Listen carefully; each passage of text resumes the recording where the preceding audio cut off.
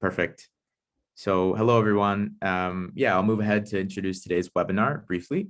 So before then doing a very quick intro of BfE and then handing it over to Andrew Herweg to introduce Stepchange Africa quickly.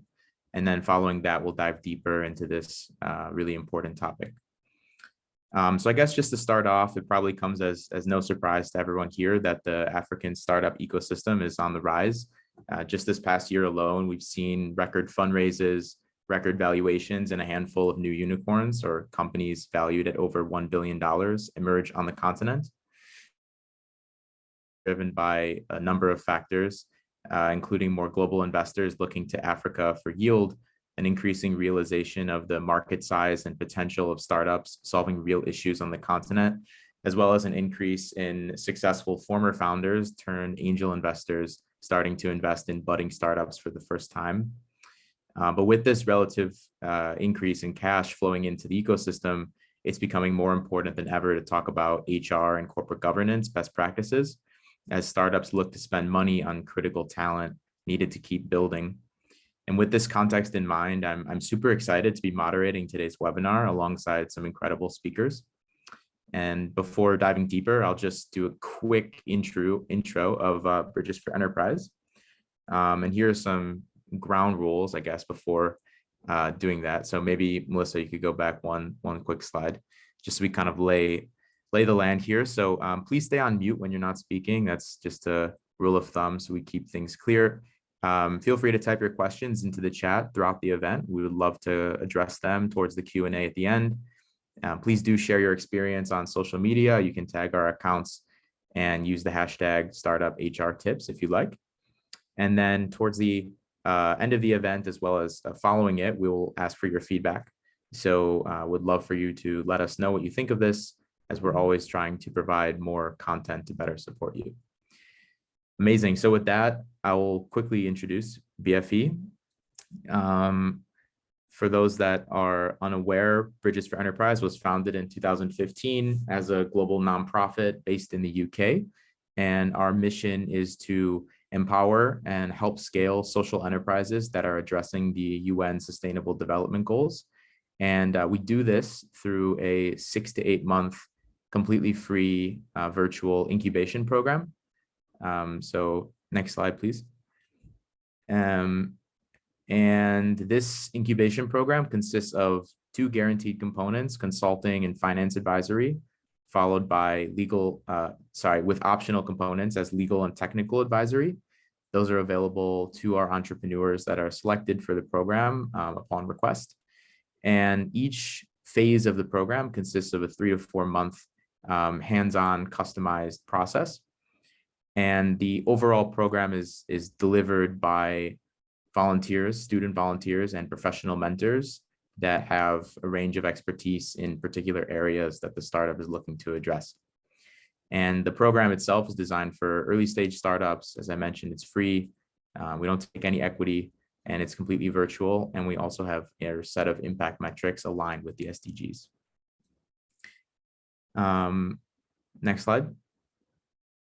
So this is a look at our global footprint. Since 2015, we've worked with over 100 social enterprises addressing issues across different sectors. So food and agriculture, education, healthcare, clean energy, etc. Over 70% of them come from Africa. Many also come from Latin America, Middle East, and all across Asia. And we have 5 student-run chapters around the world that deliver the incubation program alongside professional mentors. So this is a case study just to give a quick sense of the types of clients that we work with. So one example is Bag Innovation, which is an edtech startup based in Rwanda that's improving employability outcomes for university graduates through a digital platform. And BfE has supported Bag Innovation in the past through its incubation program by providing deliverables that analyze the macro outlook of different markets for the startup to expand into. It created a go-to-market strategy and marketing strategy as well. And Bag ended up receiving a grant after finishing the incubation program And we're super excited about the progress that the team has made. They're now, I believe, the largest edtech startup in Rwanda itself. So super, super excited about their growth potential. And this is just an example of what we can do for other startups. Wonderful. So just to close things off, we have 2 application cycles. We just had the application deadline for our spring 2022 cohort, where we expect to select 9 or 10 startups to enter into our incubation program. The next deadline will be not until May 1st, which will be the autumn 2022 cohort. So if you are a startup founder or working for a startup and you're interested in our program, please be aware of these deadlines. And yeah, we look forward to supporting you in the future, and look out for other webinars we host. So with that, I will quickly turn it over to Andrew to give an introduction to Stepchange. Hi, everyone, and thank you, Jordan. So everyone, I'm just going to give you a quick rundown on who we are at Stepchange Africa. So Stepchange Africa, we're a sort of young consultancy that works with seed to Series A startups, as well as established SMEs that are operating, investing, and expanding across the continent. So we have 4 particular services of our business. The first part is working on trade and export. So we work with entrepreneurs and social enterprises that are looking to get access to international markets, but we'll help you through that entire journey, from getting your packaging to QR codes to certifications, to actually putting you in contact with buyers and helping facilitate that trade. Additionally, provide a virtual C-suite service. And this is where a member of the managing partner team will actually join you at your company and help you fix particular pain points, whether that be getting your finances in order for a particular fundraise or helping you to scale to new markets. We'll come in there, work side by side, giving you the training, support, and the work that you need in order to take your business to the next level. Additionally, we offer technical assistance, and this is a little bit more for companies that are a little bit larger, those SME types. This is where there's a handful of employees, there's some systems and processes, and what we go in there and we sort of help you become more efficient and sort of more operational and able to improve your overall day-to-day runnings. So we focus on everything from corporate governance to HR and operational excellence. And the 4th bucket is focused on fundraising support. And we take you through the entire investment journey, from getting your data room in order to doing the investor matchmaking to actually facilitating the transaction itself. Our sweet spot in terms of helping you with your fundraising and transactions is going the range of about $400,000 US to $3 million US. Next slide, please. And the Stepchange Africa team, combined, we have over 60+ years of experience. We're located between different economic centers of Africa and Europe. We're also a group of former and current entrepreneurs as well. So we've been in your shoes before. We know how challenging it is to build a small business, but we also know there are plenty of opportunities out there as well. So if you'd like to learn more, don't hesitate to visit our website at www.stepchangeafrica.com and send us an email and see how we can help you grow your business moving forward. So that's just a short introduction to Stepchange Africa. And without further ado, we can get into the heart of today's presentation on HR and corporate governance. First, starting off with Dr. Andrew Ssemwanga, a fellow colleague of mine who has 30+ years of experience working across several different sectors, both in the public and private sector across Africa and several other parts of the world as well. So now I'm going to hand it over to Dr. Andrew to take it from here. Thank you, everyone.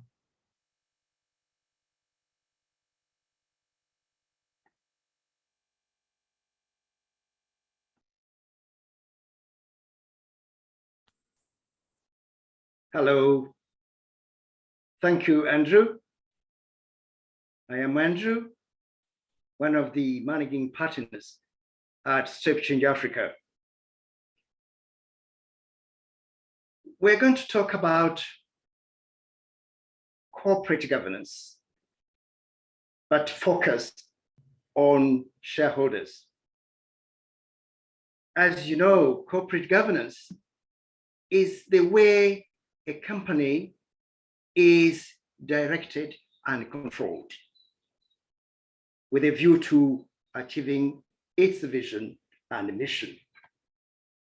Now, the key player in a corporate governance structure is the board of directors. These are a team of individuals who are appointed by the shareholders. So in corporate governance structure, we have 4 key organs. We talked about the board of directors, but of course you have the shareholders who are the owners of the company. You have management who are running the company on a day-to-day basis. And of course, you have other stakeholders who include government, suppliers, creditors, and so on. We are going to focus on shareholders. Why?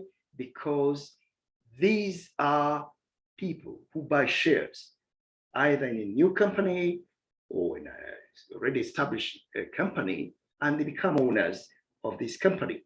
So it's a very important organ as we talk about corporate governance. And these shareholders have got duties. They have got duties to pay for their shares. When you form a company and they bring on board a number of individuals, these shareholders must pay for their shares. A share costs money. And when shareholders pay for their shares, then it becomes the capital. It becomes their capital. And we call this equity capital. The amount of money shareholders bring to the company.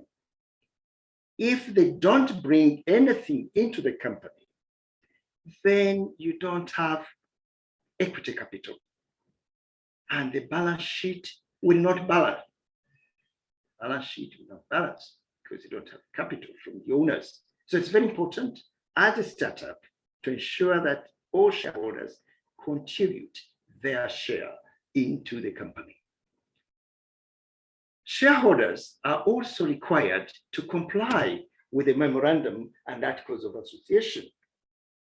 And there are a number of areas where they have to comply with in the memorandum and articles of association. They have to attend, for example, an annual general meeting once in a year. And when they come, they discuss quite a number of important issues here. One of them would be to appoint external auditors for the company. Another would be to decide on the dividend, whether to pay dividend or not. And also maybe to agree on the vision of the company. So these are some of the issues that shareholders must comply with in the memorandum and articles of association. They are also required, shareholders are also required to keep confidential information, not to let it go to third parties. And that's a very important duty for the shareholders. Next slide. Apart from the duties, there are also rights which shareholders have. For example, as a shareholder, they share in the profits of the company.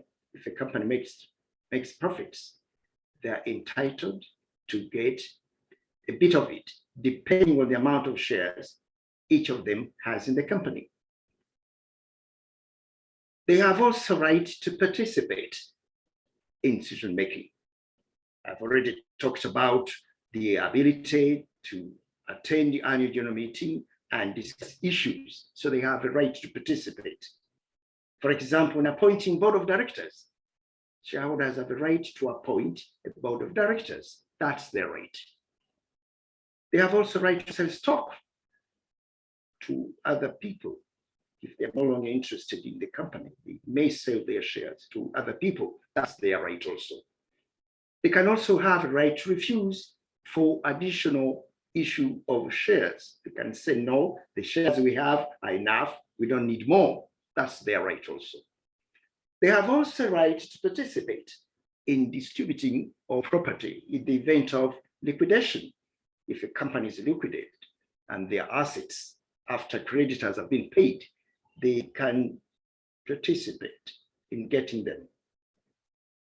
They have also a right to access any information that the company has. For example, they are free to look at the annual report where we have the balance sheet, we have the P&L, we have the cash flow statement. So they have the right to look at the information that the company generates.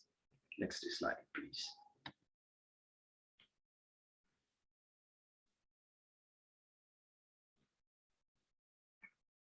Basically, there are two types of shareholders.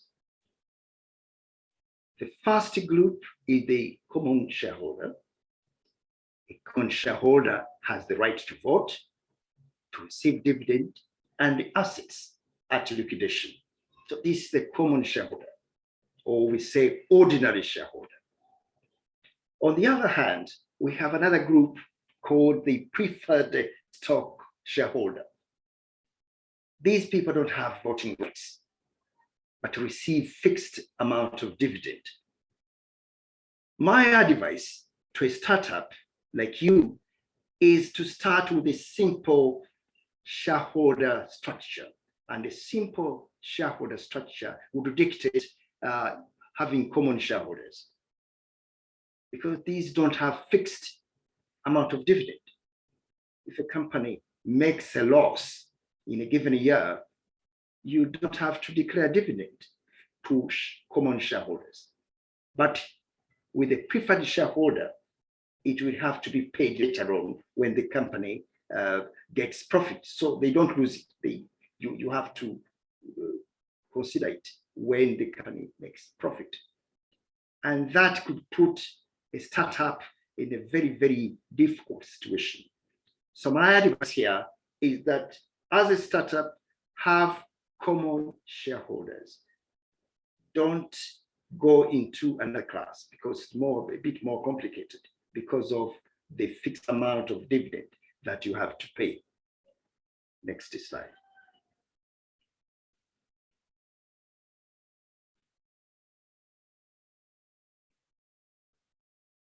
Dear friends, when we talk about shareholders, we are talking about capital. As we know, shareholders bring on the table equity capital. So, capital structure means a mix of various forms of funds. Part of the funds could be from the shareholders, and parts of the fund, part of the other fund could be from the creditors. So we talk of equity capital as capital from the shareholders, and also debt capital as capital or finance from creditors. And when you combine these two, you get a capital structure. Now, the larger the debt component, the greater the financial leverage. So here we use the word financial leverage or gearing to indicate the level of debt within a given capital structure. If you have more debt in the capital structure, we say the company is financially leveraged or geared. And how do you measure that? You can use what we call a debt ratio that compares debt to total assets. That ratio that compares total debt to assets is called a debt ratio.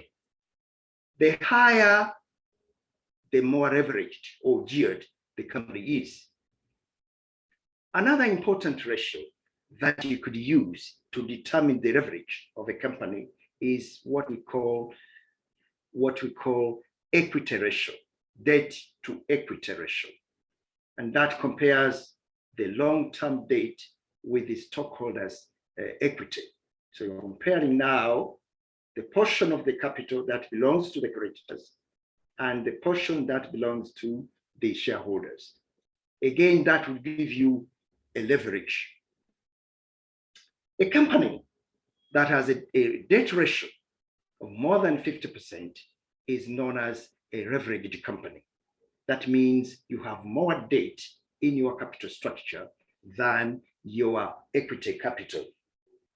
Next slide, please.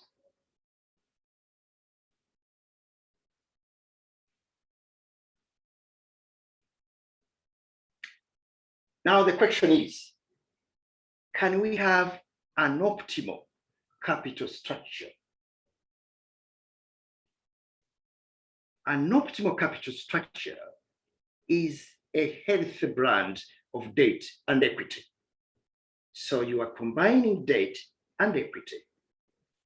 And the question is, can you have something which is optimal? An optimal is a healthy blend where you don't have too much debt and not too much maybe equity. So a blend. Now, this blend varies from company to company, depending on the industry and the line of business and the firm's stage of development. So we don't have a fixed rule here.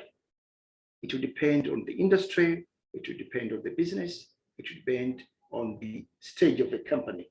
Maybe when you are a startup, you may need to have more of equity. And maybe when you grow up, you may need a bit of debt. Ideally, a lower level of debt would be preferred than having to a higher level of equity. So you need a higher level of equity. Ideally, you need to have a higher level of equity than a higher level of debt, ideally. But of course, you need to look at your industry, you need to look at the firm stage in development and also the line of business. Now, the disadvantage of a highly leveraged company, meaning that a company has more debt than equity capital, is the challenge this company may face when profitability goes down, because you have to pay interest costs. So that's the challenge. If your company is highly leveraged, you may have a challenge of paying heavy interest rates in times of diminished profitability. And also, in adverse economic conditions, a highly leveraged company does not find it easy to meet operating and debt liabilities. Take an example of the time we're in, COVID-19. I know many small companies, even big companies, even medium companies are facing problems. In some of our countries, these companies are being requested to pay the principal sum and interest, and the money is not available because the companies have not been selling their products, have not been selling their services because of COVID-19. And they are finding very, very hard times to pay back the loans. So that's the situation. In an adverse economic condition, which is beyond your control, a company may have serious problems of paying a debt. Next slide.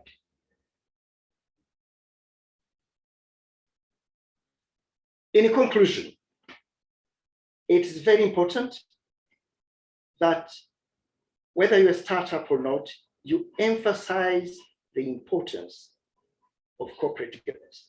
And as I've said, corporate governance embraces the shareholders, it embraces the board of directors, it embraces the management, it also embraces the other stakeholders. We encourage you to practice best corporate governance principles. that are underpinned by responsibility, by accountability, by integrity, and by transparency. These are the key values that underpin the best practices of corporate governance. Don't think you're a startup and you don't need corporate governance. You need it. We need to see a system that is underpinned by those values I've mentioned. Thank you very much. Wonderful. Thank you so much for the insightful presentation, Dr. Andrew. It was truly a pleasure. Speaking next on the topic of HR tips will be Mark Montgomery. Mark is a senior consultant with Stepchange Africa. He has also worked as a business analyst and technical author for the European Commission, the Belgian National Bank, the Belgian Ministry of Foreign Affairs, as well as a range of private companies. He has been instrumental as a business developer and business coach in several Eastern European and African countries. Currently, he's active in Uganda by supporting a social enterprise called Feed a Million Mouths International. So with that, I'll hand it over to Mark to talk about HR tips and tricks. Thank you, Jordan. Thank you, everyone, for being here and for inviting me to share with you. Let's jump straight into the topic. Could we have the next slide, please?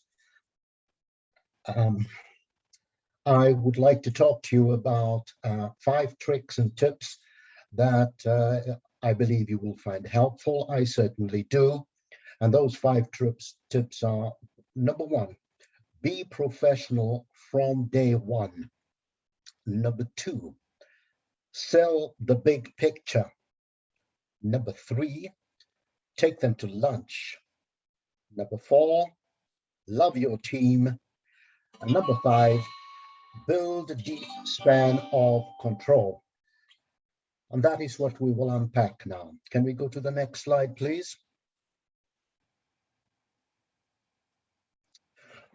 Being professional, when you start a business, I believe it's important to have these elements in place. Number 1, a clear business plan.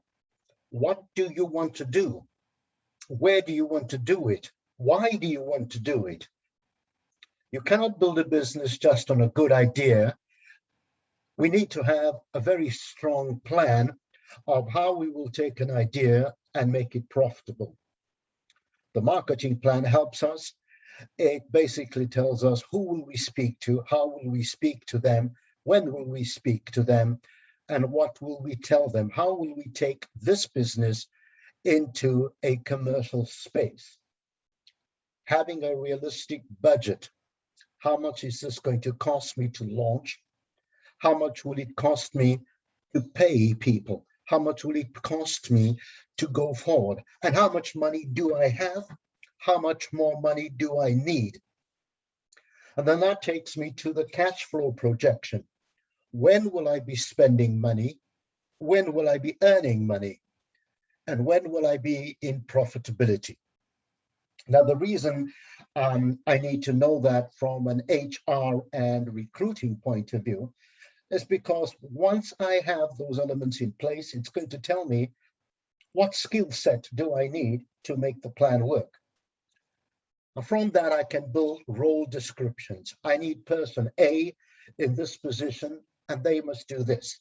I need person B in this position, and I would like them to do that. When can I afford to take them on? You might not be able to take everyone on full-time completely, and you might not need to. In Uganda, we've been running now for 8 years, and I have people who are not full-time on staff, but I have them 2 days a week, 1 day a week on a need-to-have basis, because that is good for us, that is good for them. And as all of you will know, judging by your names, you know that in Africa, no one has just one job. We all have side gigs. We work a bit here, we work a bit there. At night, we work there, plus we're studying. So this is a win-win situation. I know the expertise I need, I know the skill set I need, and I know how much of it I need and when. But that is because I have a good plan and I start professionally from day one. It also helps me understand how much I can pay them. Could we have the next slide, please? One of the things we have in Africa, certainly, is that often we are under pressure to take on friends and family into the business. Often it is because they are friends and family. I understand this. I understand this very well. I would like to make a cautionary note. Often this does lead to a conflict of interest. It does lead to difficult management situations. Sometimes they are family or good friends who don't have jobs, but neither do they have the required competencies or the correct attitudes to the jobs. So just a word of caution, let's not take people on only because they are friends and family. Another variable that we have in Africa, sometimes it's difficult to give instructions or to discipline an older family member. Just because of the way we are structured, we are deferential to those who are older than us. And if they are not producing or not doing the work or performing their tasks in the way that we want, really can be quite difficult to go to them and say, I would like you to change, because the situation culturally is very, very sensitive. So friends and family, not a problem if they actually meet the competencies and the attitudes that you require to take your business forward. Could we have the next slide, please? This, I find, is very important, and it builds on the stage we had before. Once you have your business plan, your marketing plan, and your cash flow, etc., you know where you're going. You know what you want to do. You know where you're going to change the world. You know how you want to make the world a better place. Now get other people on board. Get them on board with you and share that with them. You can say, I would like you to come on board to be a salesperson. Or you could say, I would like you to join our team because we are going to disrupt this industry. We are going to make people's lives better in this particular way. We are going to take an old problem and we're going to solve it in a new way. Or we're going to take a new problem and we're going to solve it in an old way. But we are going to change the universe and the ecosystem. We will disrupt this industry. And you know what? I want you to join me on this journey. I want you to be part of it. What do you say? The whole idea is to create coalition, create ownership, get people excited. People excited on your team are more productive. They stay a longer time. They keep the intellectual capital in the company. You don't have to rehire and then retrain and wait for that person to be productive again. You keep that person in the company. Everybody wants to know, how is my contribution? How is my life going to change the world? This is where we do it. We sell the big picture. Could we have the next slide, please? Taking them to lunch. I like this one particularly. You see, when you take people to lunch as part of the recruiting process, you observe them in an unstructured way. You see how they behave. You see their attitudes towards alcohol, especially if you're in a sales environment and they are taking potential clients out. You see how they deal with alcohol. You see their social skills. I normally turn the conversation into non-business discussion because I want to see their attitudes. I also observe their attitudes to those people who are perceived as lower than them. I watch how they deal with waiters and waitresses. Very often, if they are disrespectful to the waiters, that is a sign to me that watch out. You see, this is quite important. I don't believe that a waiter is any less important than I am. I don't believe a secretary or a receptionist is any less important than the director. In a sales environment, you can walk into a company and treat the secretary or the receptionist in a disrespectful way. That is just not smart, because that receptionist, that secretary is the gatekeeper between you and the decision maker. So we need to develop good relationships and respectful relationships with absolutely everyone in the value chain that we address.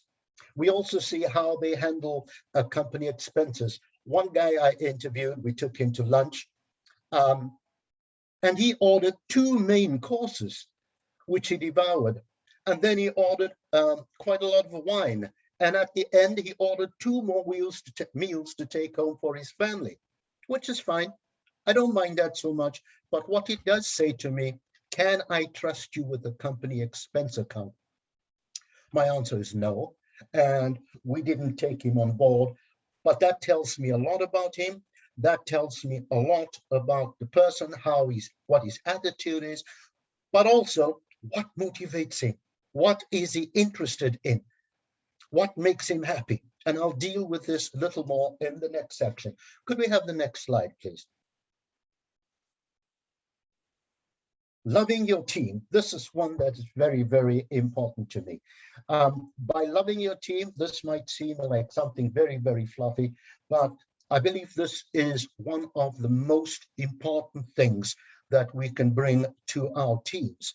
The way we show how we love our team is by exercising what is called servant leadership. Could we have the next slide, please?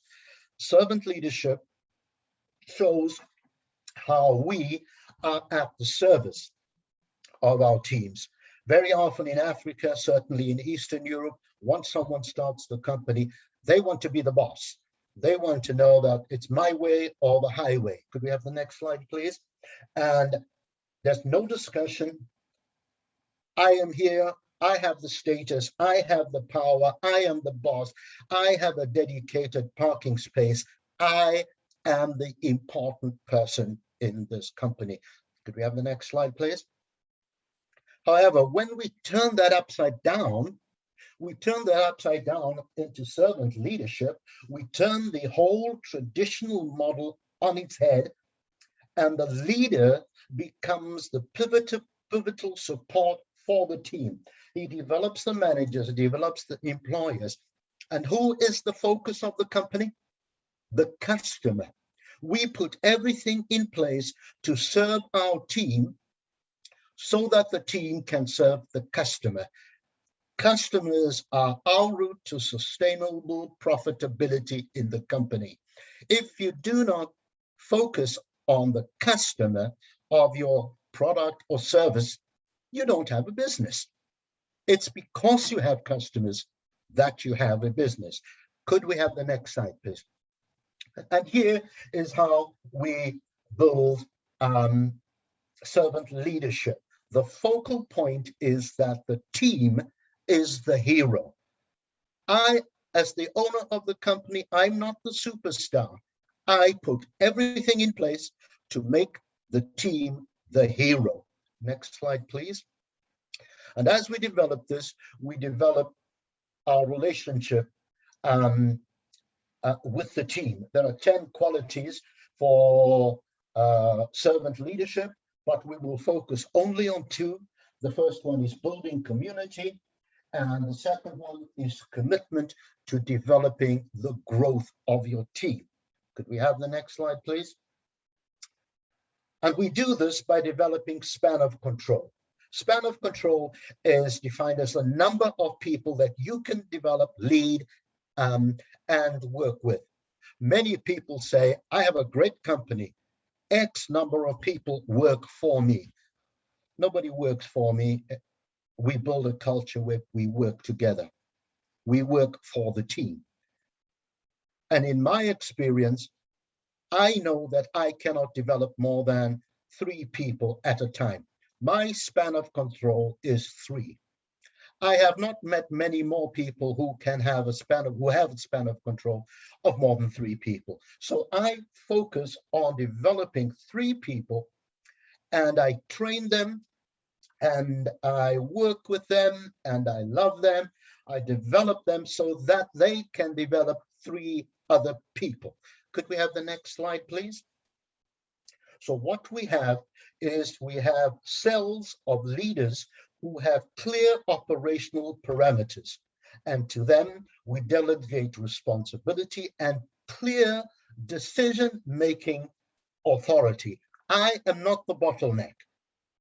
The company develops bandwidth, it develops maturity, it develops competence and depth so that we can go forward. Could we have the next slide, please? So the key takeaways that we have from this session is building a company from day one.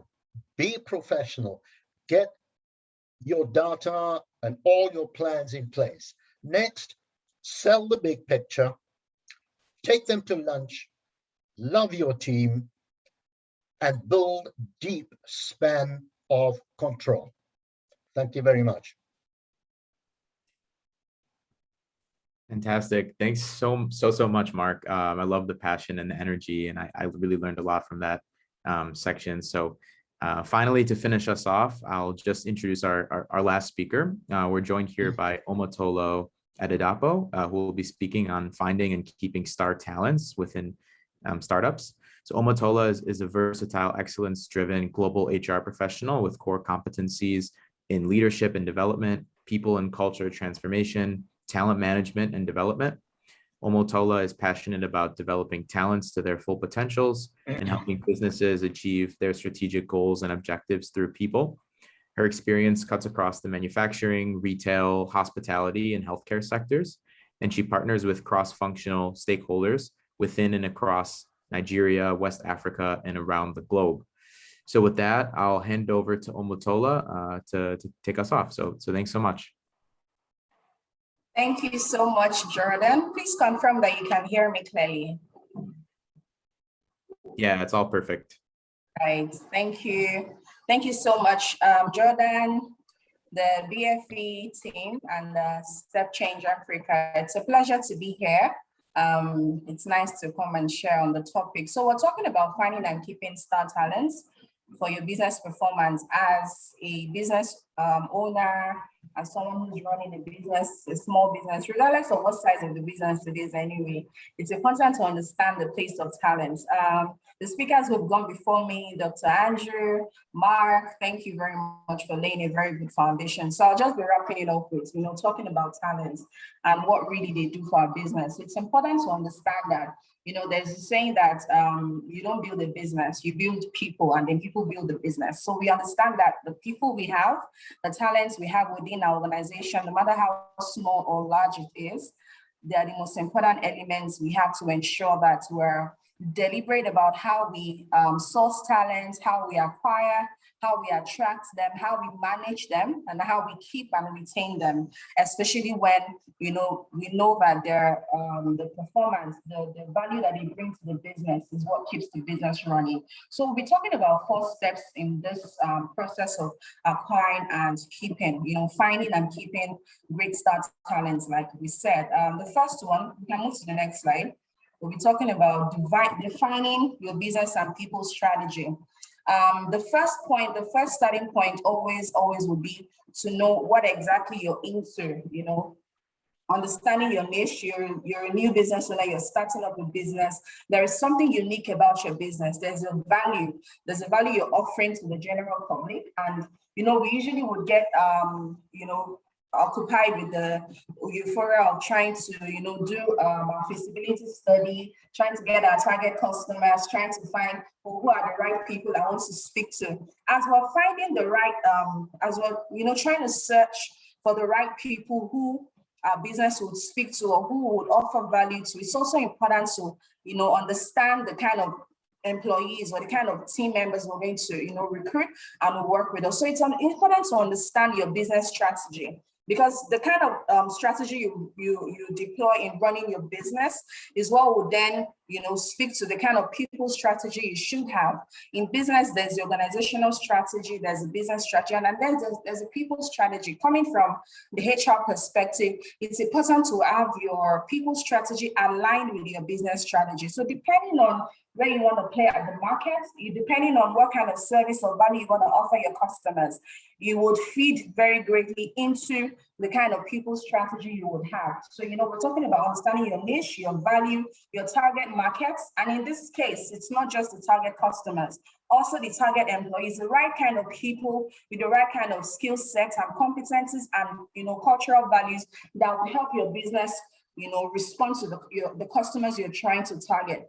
Your feasibility study involves knowing about the price market. Okay, in this kind of market, I want to play in. I want to go into data business. I want to go into, production and sales of recharge cards, for example. I want to go into carpentry. I want to go into digital marketing. There's a right set of employees, the right set of people with a certain profile that would fit into the kind of team you would need to provide that service. And that's where feasibility study comes in.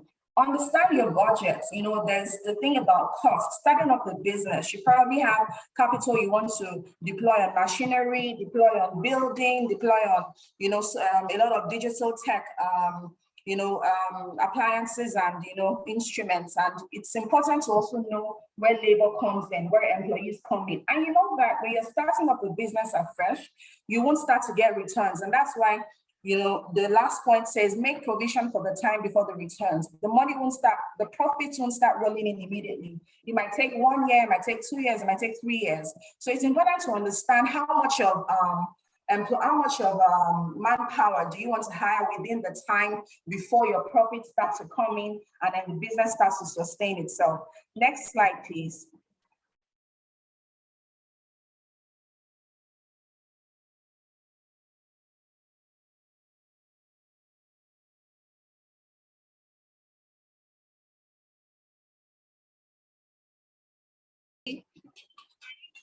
I don't know if it's just me, can you?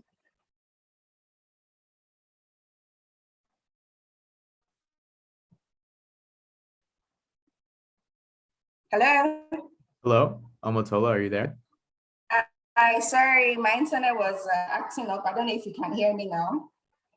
Yeah, we can hear you perfectly now. No worries at all. So I was saying the next slide. I'm ready to go into the next slide. Yes, we can hear you. Go ahead. I'm ready. Okay, so the next slide is sourcing and attracting your best fits. It's important for business owners to understand that it's not, you can't just, you want to start up a business and you just assume that you can get everything right with people operations. It's important to employ the services of a people operations expert, either as a consultant, as a full-time employee, as a part-time employee, as a contract employee, in some way or form. You should actually invest in having a people operations expert that can advise or guide you as a business owner, because most times business owners are focused on, the cost, the machinery, the land, and the building and all sorts of things. But it's important to understand that just as we know where our gaps are in other areas, we would certainly have gaps in the people operations side of things, and it will be important to have an expert. That's the most important thing. Then, you have to, so a people operations expert would advise you and let you know that you need to set up team clusters, in terms of departments and structures and teams. You have a finance team, you have an operations team, you have a logistics, inbound and outbound logistics, you have a manufacturing or production, different, depending on how your business is supposed to run or is set to run. You will have clusters of people, what we call an organizational structure. Then after having that, you need to also have the right profile of employees, like I said before, that will deliver the value of your business, and the organization's culture. So in the profile, you need to understand what the knowledge areas are, what the skill sets and competencies are, what the behaviors are that you're looking for that will push your business forward. Remember I said that we need to also define what our culture is. As an organization, as a business owner, what's your business culture? What kind of culture do you want to see in your organization? Then you find the right kind of people that already exhibit that specific culture or would easily align with that culture. knowledge, qualification and training, your competencies, the behaviors of the people you want to bring on board. Then articulate your employer value proposition. So what is the need for the people who you're hiring? What is it about your business that would attract anyone to work with you? What is it about your vision? You're a startup, you're starting out fresh, you will need to, actually sell something that is worth jumping on board, worth coming on board with. So you articulate your employer value proposition, and then you know the right spots to source for your target employees. So for example, if the kind of business you're running, most of your potential employees are on LinkedIn, you won't find them going into posting in newspapers, for example, because they won't read newspapers. They are social media savvy kind of people. So you won't find them on Instagram when you should be looking into LinkedIn. If the kind of employees you will need for your team are probably those that would read publications, traditional markets, and that's what would attract them. Now you need to know the right place. If it's job boards, if it's through Facebook, if it's through, you need to headhunt, know the right source to get your target employees so that you're not expending time and energy searching in the wrong places. So sell your bold vision, hold nothing back, be very transparent. As a startup business owner, transparency is very key. Trust and integrity are key. You need to lay the cards on the table. You need to let your employees know, or potential employees, this is the vision I have, or this vision we have. If you're a group of partners, this is how we intend to go about it. In the first 1 or 2 years, we're going to keep pumping in money. We don't expect returns. So all of those details you need to share with the people who you're bringing on board. Next slide, please. Thank you, Jordan. Yes, so thirdly, which is the penultimate point, you've defined a strategy, you've brought in talent, you've attracted talent, and now in your business, you need to now drive performance. Now the real work begins, because you have a business to run, and then your business is depending on the the value that the employees you've hired are going to bring on board, and then that's what culminates in results. So now you need to drive performance of business results, and the way to do that, the general performance management system we would deploy in an organization. We set expectations. So you bring in people, you've sold your vision to them, you've told them this is what you're coming to do. They need to know what the expectations are in terms of performance. They need to know what they're delivering, what they're expected to deliver. Are their goals and KPIs smart? Are they specific? Are they measurable? Are they achievable? Are they realistic? Are they time bound? So you need to have smart goals that you've assigned to each person who's coming on board your team. And you need to emphasize the connection between individual contribution and business results. So people need to know that they're not just working for the sake of working. They're working because they have a goal, an objective to meet as a business, and your individual contribution, the input you bring in, value you bring in, would help us achieve those results. So they need to know how their work impacts on the bottom line, and they need to be managed and continue to be encouraged to do their work. Agree on milestones for tracking progress.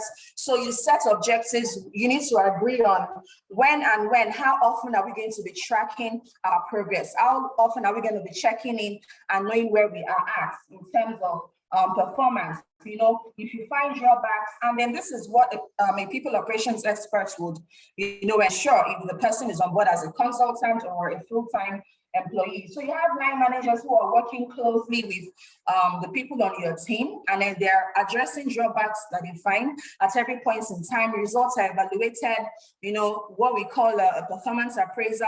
And then at the end of the performance appraisal and the monitoring, the evaluation, we're linking the reviews, or we're linking the performance with other talent management programs. So performance management does not stand in itself. Next slide, please, Jordan. Performance management does not stand on its own. It's linked with other talent management initiatives, which is what we are talking about in point 4. So there's rewards and recognition, there's learning and development, there's career management and progression, which usually would tie into performance management. So you've been able to, so through performance management, you should be able to identify who your star performing employees are, the ones who are not performing for one reason or the other. Is it they skill gaps? Are they knowledge gaps? Are they motivation gaps? Are they poor management? Different things will make people not perform. But when you've identified your star performers, the ones who are really bringing the results, they need to be motivated to keep on doing more. And that's why there's a rewards and recognition system in place that ties into performance management and helps you reward performance so that they are motivated and encouraged to keep doing more. Then you build an environment that, you know, helps people, like I said, workforce engaged, motivated, and inspired. Depending on the profile, it all ties back to the profile I spoke about at the beginning. So what's the demography of your employees? Are they mostly male? Are they mostly female? Are they Gen Zs? Are they Gen Ys? What are their interests? What are the things that keep them motivated at work? Not everything, you know, rises and falls on pay. Sometimes it's just flexible working. Sometimes it's the fact that they're able to work from home. Sometimes it's the fact that there are bonuses. Sometimes it's the fact that they have access to gyms, access to spa, access to salons, access to different extracurricular activities that keep them, you know, energetic and on the go. So it's important. That's why it's important to deploy surveys at, you know, regular, on a consistent basis. Develop and deploy employee engagement surveys, satisfaction surveys. Get to know your employees. What is it that makes them tick? What makes them, you know, motivated and engaged and staying energetic, and, you know, what keeps them coming back to work? And then the final point I have there is, sorry, there's something blocking my screen. Just ensure that you are also focusing on career development and people growth within your business. So, so you have learning and development tying into performance, you have rewards and recognition. Also, people need to know that there is a path of growth within the system, and this is what keeps them. A lot of people are motivated by autonomy, by ambition, the fact that I'm working in a place and then I know that if I perform, if I bring in X, Y, Z into the business, I'm going to go up to, you know, a level above where I am currently. I have opportunity for more projects, more exposures. I'm able to be put on different things that expose me. I have international experience and exposure. I get to work with cross-functional teams, and then I get to a lot of things. You know, we have to be deliberate about how we manage the careers of people on our teams. You know, and then that just gives it's a bouquet of different things. You know, just trying to tie it back from the beginning, we spoke about understanding what you're really in the market for, your niche. When you try to do feasibility study for your clients, for your customers, you're also doing that for your employees. So you know who you want to serve. But it's also important to know who are the people that will help you serve these people, and that's your employees. So knowing the kind of creating and developing the kind of profile that you want to set out to look for. You're out there searching for, you know, those employees, and then you have something to sell to them. You have a bold vision to sell to them that gets them to join your team. And then when they're in, we focus on how we are managing performance for results, because at the end of the day, we're not running a charity. We need to make money. We need to satisfy the customers.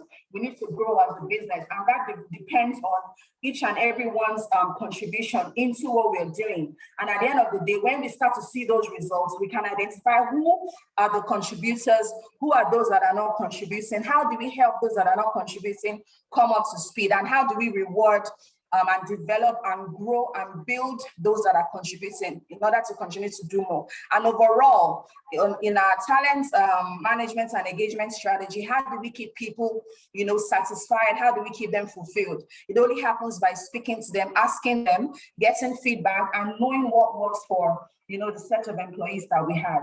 And that's really how we, you know, how we put everything together, and then it makes sense for us as business owners. I hope I've been able to get across to us. If we have questions, we can go ahead and ask. Thank you, Jordan. Wonderful. Thank you so much, Omotola. It was a wonderful way to finish off this webinar. Today, we heard some really practical insights from Dr. Andrew on corporate governance, Mark Montgomery from about HR tips and tricks, and Omotola about talent search, retention, and management. Personally, one thing I found particularly interesting from Mark was the emphasis on servant leadership and making sure team members feel valued within the organization.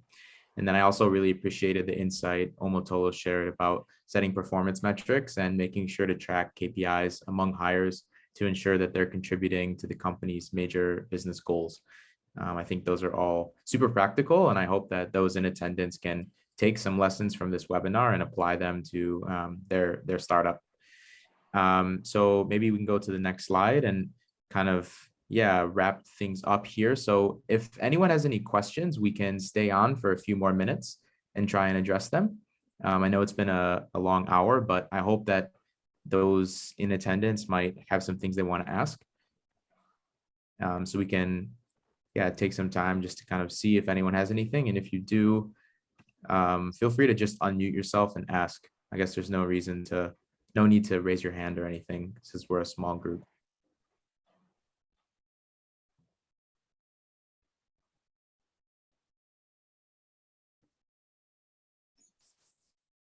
Okay, hi, good afternoon. My name is Gertrude. Can you hear me? Hi, Gertrude. Yeah, we can hear you perfectly. Oh, okay, thank you. So I'll just like to direct the question to the second speaker that spoke about the HR's role in governance. My question is, how do you administer share options to employees if an HR person wants to do that? I don't know if it's out of the scope of this meeting, but if it's not, I would really just like you to touch upon that, how you would administer share options to employees. What are the key factors to consider to make the process seamless? And then my second question is to Omotola. In defining the culture framework of an organization, what are those key things that you have to look out for that would help you establish the right culture and also influence the right culture across boards? Thank you. Wonderful. Thanks so much for those questions, Gertrude. I wonder if Mark Mark, you want to try and tackle the first question, and then Omotola can try and address the second question. I'm sorry, I missed the second question. You said in defining the culture, my network threw me out, apologies. Yes. So in defining the culture of an organization, what are those key things that you have to look out for? And how can you help in influencing the right culture across boards as well? Okay. From an HR perspective, yeah. I got it. I think Mark needs to go with the first question first. Thank you. Just for clarification, the question on shareholding, is that directed to me or to Dr. Andrew?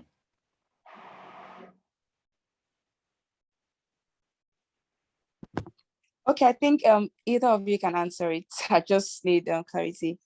Yeah, it's about employee share options, making share options open to employees for a startup or a small company. Yeah, I think that's more for Dr. Andrew. Okay, thank you very much. You've talked about share options. This is where you want to involve the work of the employees to be part of the company. Now, what are you looking for? These employees, as you know, they are earning salaries. So one of the options to involve them in the ownership of the company would be to use part of their salaries as capital. You could agree on how some of the salaries they get could be converted into share capital. You could say maybe on a monthly basis, you can pay for your share of so much, and this money will be deducted from your salary.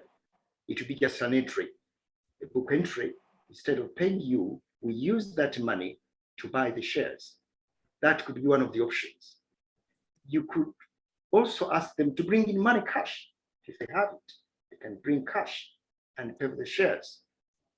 But remember, the founding shareholders must agree on this kind of option. You remember that, right? They have a right to say no, the founding shareholders. So you need to put it on the table and say, we are planning to have other shareholders, but not from outside, but the employees. So the first shareholders must agree that they're happy with that. Don't just do it. You need to consult with the founding shareholders. If they say yes, then you now look at the option. How are they going to pay for the shares? They can pay for the shares by utilizing their salaries.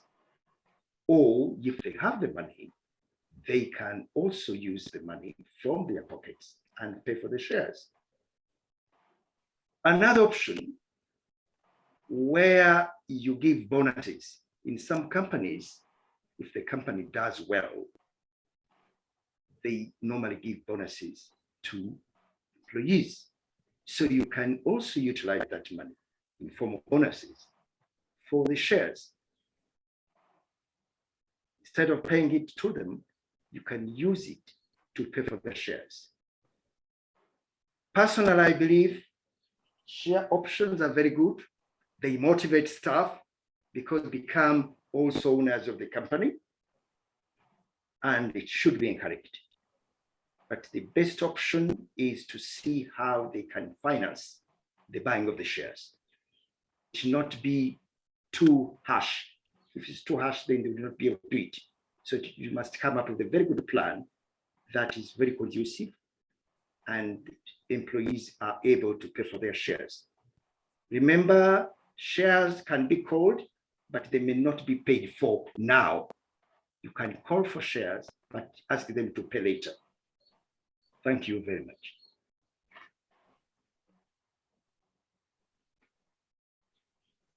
Wonderful. Thank you, Andrew. Yeah, Gertrude, maybe you want to readdress the question to Omotola because it's been a few minutes, or if Omotola, you wrote down the question and you know what was that. Okay, so the question Gertrude asked with regards to culture, it starts from knowing so you know the value you want to offer as a business to your customers. And that's from there, you come up with your core values, the things that are most important to you as the business owner, the reason why you're in business in the first place. So we already know that starting a business is based on a need that we're trying to solve within a society. There's something that inspires you, to go out and start out to say, I want to serve. So it comes from a place of service. In a place of understanding your why. What's your vision for the business? What's the reason you're in business? You're able to come up with your core values, which are the most important things to you.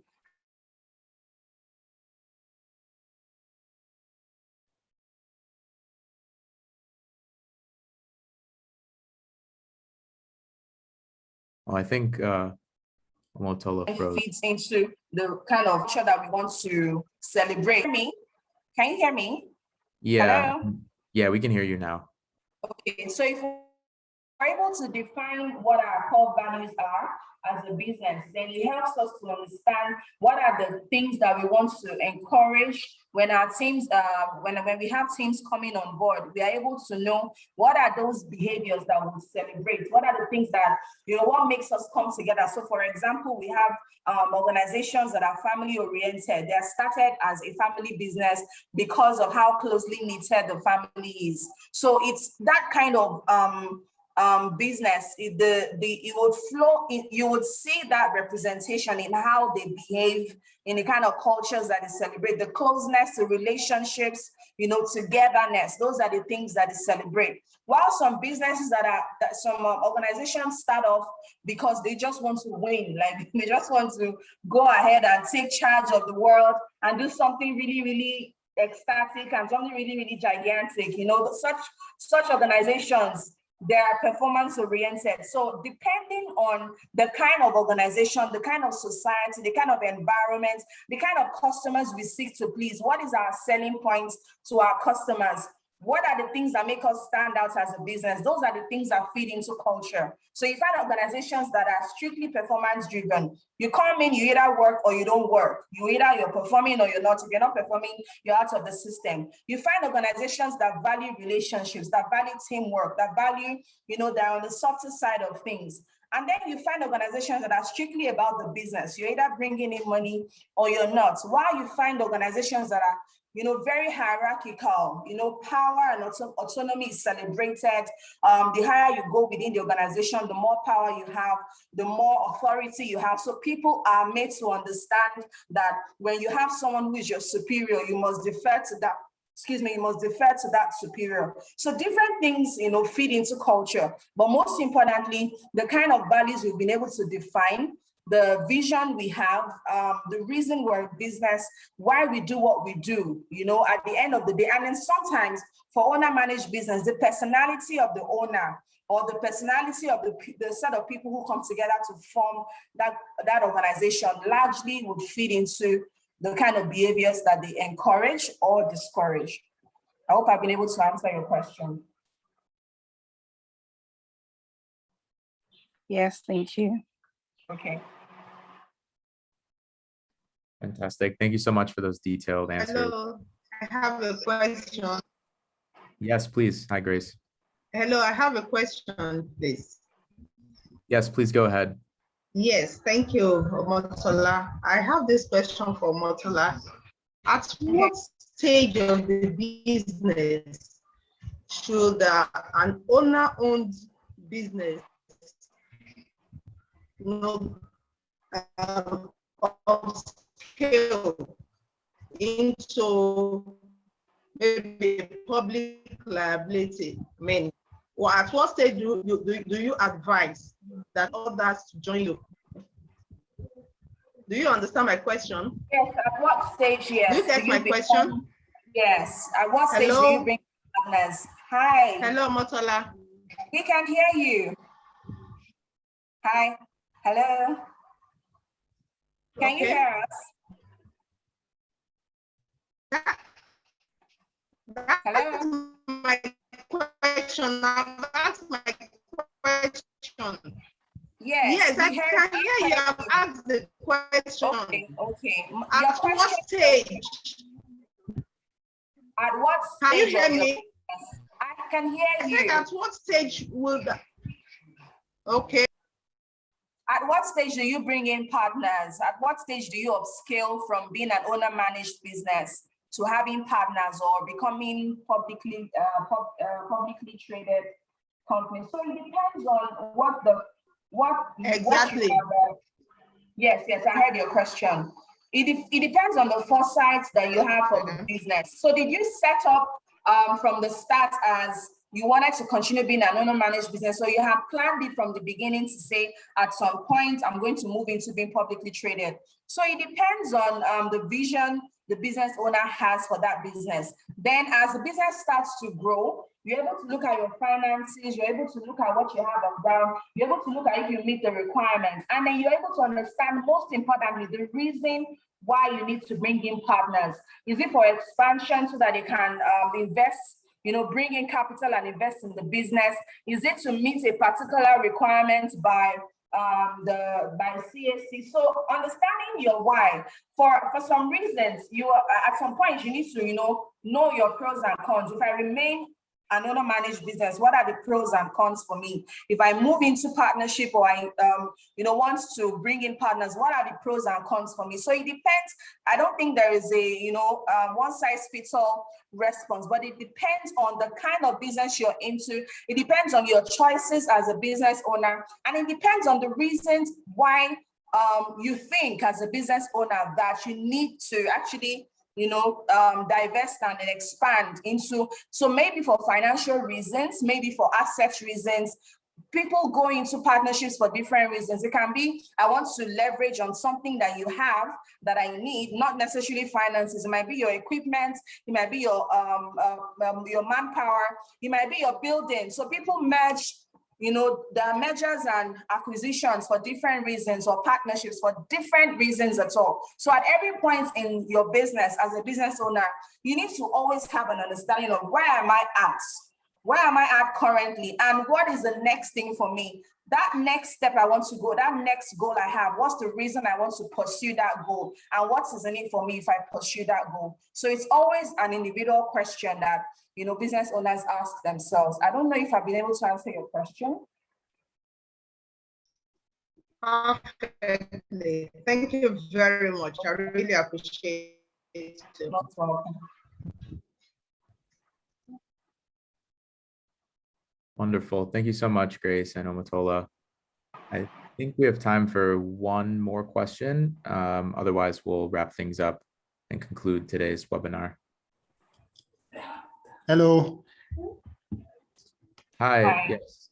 My name is Alois. I'm sorry, I just came in very late. My question, though, if it has been covered, it's okay. I would be I would follow to see if it has been covered in the, I see the meeting is recorded. Maybe if you share the recording, if my question has been covered, it's still fine. But if it hasn't, let me also put it out. I've been asked recently by one of the prospective investor in my business, and they were asking me about the board members, their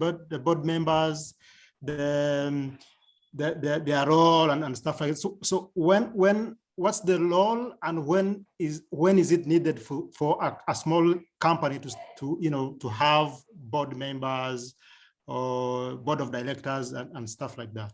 Thank you so much. Thank you so much for the question. I think maybe Dr. Andrew, because this touches perhaps most on the corporate governance topic, perhaps you want to try and tackle the question first. Thank you. Yes, that's a very good question.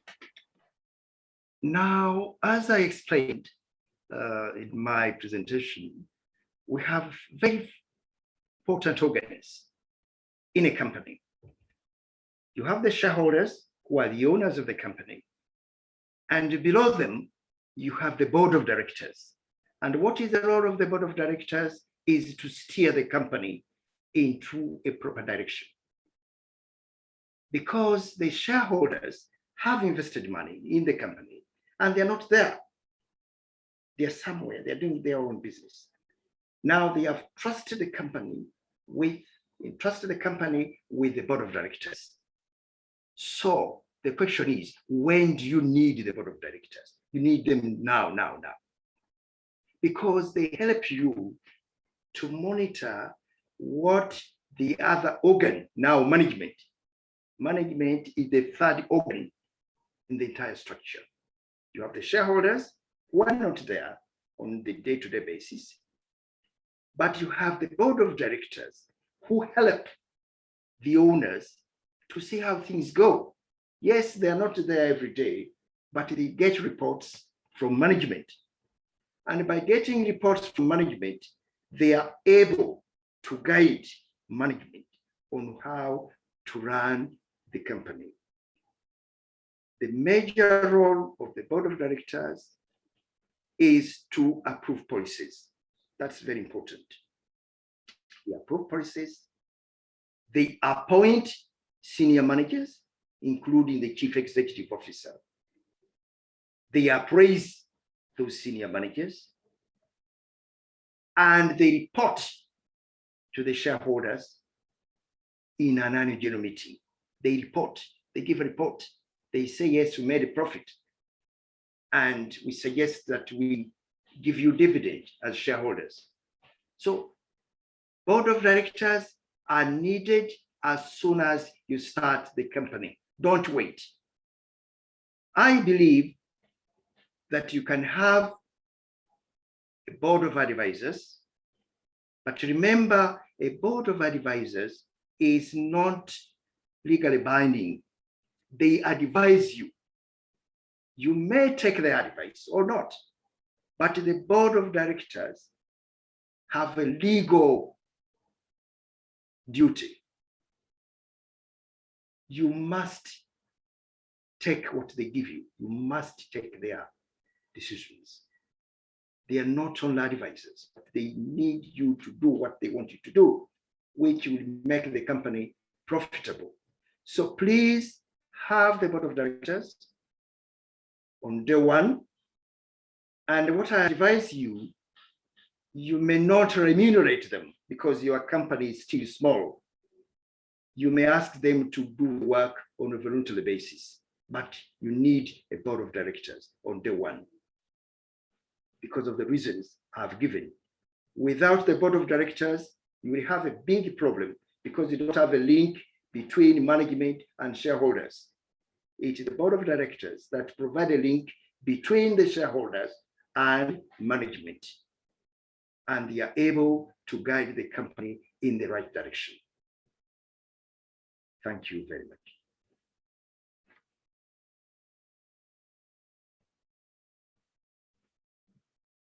Awesome. Thanks so much, Dr. Andrew, for that. I think with that, and thank you so much to all the participants and all the people who asked questions. Really, really appreciate your time, and it was a pleasure speaking with you all. And I also want to say a big thank you to all of our speakers today. So Omotola, Mark, and Dr. Andrew, thank you so much for your time.